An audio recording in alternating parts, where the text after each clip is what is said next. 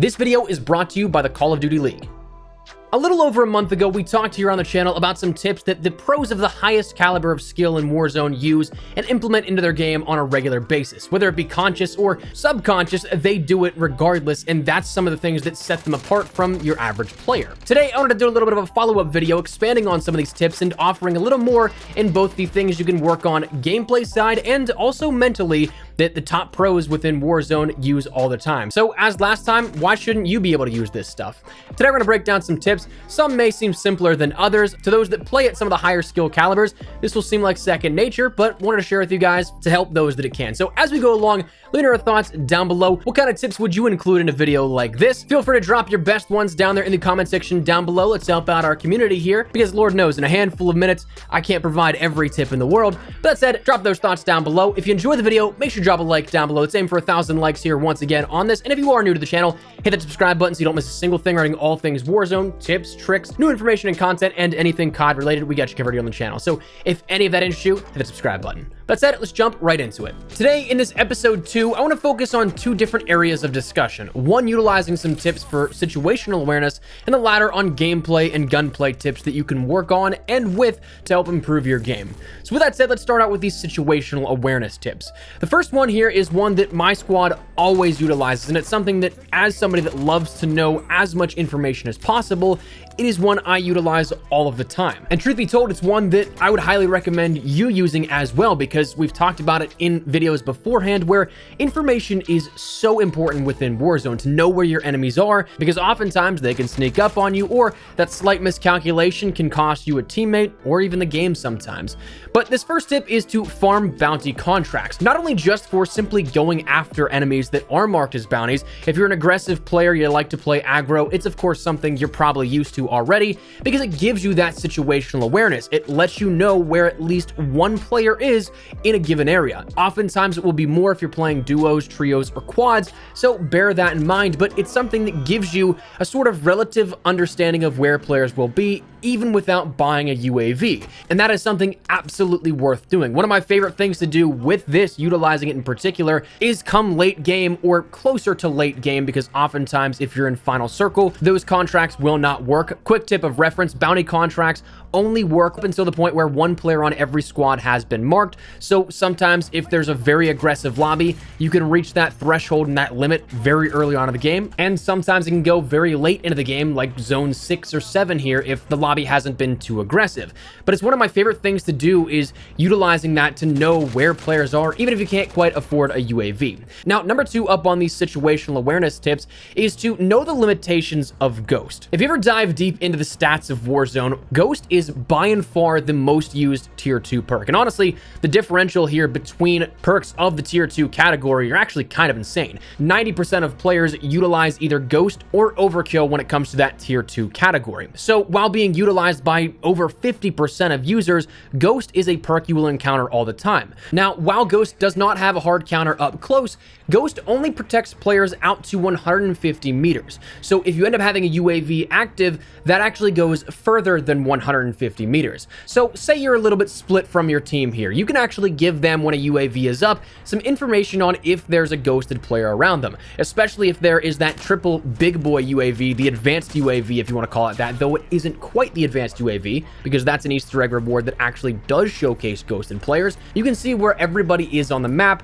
so long as they're not ghosted in that 150 meter range. So you can mark enemies where they could be for your teammates, even if they don't see it from their perspective, which is incredibly helpful. Next, this is actually a follow-up to one we talked about in the last episode here, this dealing with armor plates with a satchel. Now, this tip is something that definitely needs some conscious awareness here for it, so try and remember it on the other side of a gunfight where you kill a player with a satchel. Drop your plates that you have on your person before picking up the satchel. As we've mentioned, it's always going to give you 8 plates regardless of if you have plates already or not. So you can end up picking up 8 armor pieces or 3. Really, I think that's a no-brainer here on which you'd want to get. But if you want to share an eliminated enemy's loot, drop yours, pick up that satchel, and then you're good. Then that drops whatever you had, plus the 8 plates that will drop outside of the satchel, allowing you and your squad to have a total of 21 plates from one eliminated enemy's loot. 8 in the satchel if you pick it up, 8 on the ground, part of the loot of the enemy you just killed, and then 5 from your unsatcheled person that you just dropped beforehand. Now, the final thing here in terms of situational awareness is a smaller one, but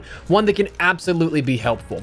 If you know that there's somebody off in the distance, you're maybe say at the lower end of a hillside decline or something like that, where you can end up having some cover here for it, or even if you're on level ground, what you can do is jump into a vehicle that you may be driving or piloting around and gain a third-person peeker's advantage. This gives you, of course, a little bit of a viewpoint from above and allows you to see more than you would just from your first-person perspective if you were on the ground trying to peek something real quick with maybe a sniper holding an angle. This just allowing you to get some quick information on where other enemies may be, while also having a little bit of protection of whatever vehicle you're in. Now, before we move on with the rest of the video, I want to take a few moments and catch you up on what's going on with the Call of Duty League. Stage 5 is well underway right now as we round into the final home series of the season, with Seattle's coming up this weekend and Major 5 just around the corner at the end of the month. The action has been intense, with teams battling it out for those remaining top 8 placements to qualify for playoffs and the opportunity to fight for the champs title. This past weekend saw some riveting games, the likes of upsets from Royal Ravens over the New York Subliners in a 3-2 series finish, the Mutineers taking down the Empire 3-1, and the thrilling marquee matchup that went the distance, Game 5, Round 11, Optic Chicago finally pulling off their first and most crucial win against FaZe on the year, while also securing themselves a winner's bracket position in playoffs. The action was high and the stakes are only getting higher going into the final push towards playoffs. Make sure you stay tuned for all the action coming this weekend as they gear up towards the final Major 5 of the year, because the hopes of teams will be secured while others broken as the top 8 are finalized. If you want to get in on all the action for yourself, for the first time in over a year, spectator passes are finally available, with 3-day passes for playoffs from August 19th to the 21st, and Sunday tickets for champs are being available on the 22nd to watch live at the Galen Center in Los Angeles, California, as the season wraps up in epic fashion. If you're interested in learning more, checking out the matches this weekend and beyond, click the link in the description below. And again, a big thank you to the Call of Duty League for sponsoring this video. Back to the tips at hand though, one thing that I definitely think is incredibly useful to know when it comes to even just starting your game here, getting into the gameplay and gunplay tips, the things you can actually take into a practical environment and work on to better your gameplay itself, is knowing when and where to drop in relation to where you want to be. The quickest way to be down on the ground and to beat your enemies to either a vehicle, loot, or anything in particular is by dropping whenever you're around 700 meters away from the intended target. Now, initially when you first drop out of the helicopter, look straight ahead, and then once you're about 30% down that altitude meter, drop straight down. This allows you to get down to the ground as quick as possible, but there's a slight catch here as well that's a sort of part 2 to this tip. Make sure that you have auto deploy settings turned off with this. Whenever you do, that means that you don't automatically deploy at that safety level, which might take a little bit of getting used to. You might crash into the ground a bit whenever you first start, but if you have that option equipped, you're not going to be able to cut your chute and get down as fast as possible. You'll hit a sort of safety threshold and then have to coast down, which in the grand scheme of things of getting things earlier than your opponents, especially in a hot drop, not the way you want to be. Make sure you have those things noted. The next tip is to utilize slide canceling and camera braking. This is something that the top level players already do and do it consistently. Personally, I'm kind of hit or miss with it. Sometimes I feel like my movement's on point, others not so much, but it's something you can absolutely practice. But the best in the scene, you'll see them sort of slide cancel back and forth between doorways, down hallways, down staircases, things like that. And it's just something that extra momentum really messes with the camera angles of an opponent, and not only can they not see you as properly as you can see them, but it also is incredibly hard to track at that point, and also messes with some of the ability to track game side. So if you're able to end up utilizing some slides back and forth between corridors, hallways, windows, you name it, absolutely try and implement that into your everyday game. The next tip doesn't necessarily utilize slide canceling and things like that, but more so a methodical way to how you move around engagements. Take the least anticipated route in a gunfight.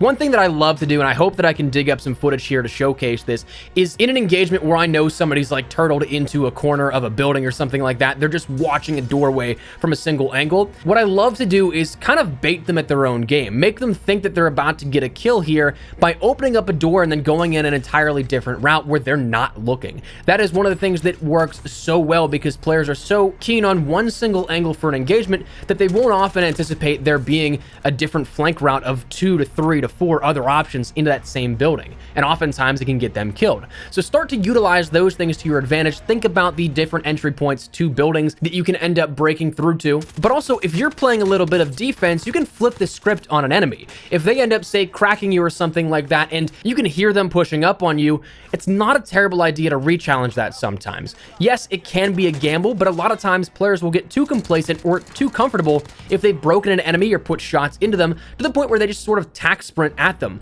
often leaving themselves incredibly vulnerable. Because if you have your gun up and ready to shoot, you are absolutely going to land more shots than those that are caught in a jump or a tack sprint or something like that have to go through that entire sprint out animation. Next up, one thing that I implore you to work on is to work on crosshair centering. This is something that even as a 13+ year veteran in Call of Duty, I still find myself doing a lot, and it's just something that takes time to hammer home, and once you constantly focus on it enough, it'll become second nature. That crosshair centering, though, is incredibly important because especially whenever you're going into, say, Verdansk and BR, you end up becoming accustomed to looking down and looting the chests on the ground. So therefore, a lot of the times your crosshair just may be in a suboptimal location that is below where it should be. Always at least try and have your crosshair when taking engagements, navigating through doorways, hallways, anything like that. Always at least try to have it waist high, if not shoulder height. This allows you then to get more critical damage shots off in an engagement, whereas if you have to waste your first 3 to 4 shots, taking your aim from the ground to go up at that point, somebody that has better crosshair positioning, better aim immediately, they're going to take you out before you have a chance. So crosshair centering, as simple as it seems, heavily recommend practicing or at least trying to be conscious of. The next tip is kind of a no-brainer whenever you think about it outside of the game, but it again is something that is often so hard to think of in the moment, and especially if you're one of those people that this tip is geared towards that takes multiple engagements at once. If you're somebody that splits away from your duo, trio, or quads team and goes off on your own, or maybe goes 2 and 2 or something like that, oftentimes you're going to be outnumbered in engagements if you end up challenging teams. And a lot of the times that isn't incredibly helpful. Going up in a 2v4 situation, 1v4 situation, obviously the odds are stacked against you and you're supposed to lose most times. But the way that you can end up working on this is by minimizing the amount of exposure in multiple opponent gunfights. So say you end up encountering some players that are a bit split from each other, and so you think, okay, I can take this one-on-one each at a time. The clip you'll probably see in reference here was a recent game I had where I was challenging a team of 4, it might have been 2 teams to be honest with you, that were both split as well, in which I knew that I could end up minimizing the amount of exposure that I had, though it was still somewhat risky. As you'll see in these engagements, I take one by one and then reposition myself so that I have some cover so that I'm not taking a 1v2 gunfight at any point. Naturally, I don't have double tap, I can't split my bullet stream in half and take out 2 enemies at once, so being able to take one gunfight at a time absolutely saves my life in this situation, and absolutely can as well. So if you end up splitting from your team and you take on multiple enemies at once, just be conscious of how you do so. The final tip before we jump into a little bit of a bonus here for some PC players is that of being able to utilize bunny hopping. I know this is incredibly annoying for some people to go up against, and I absolutely hate it as well, but it is one of those things that genuinely does help out to tilt the scales in your favor in a gunfight.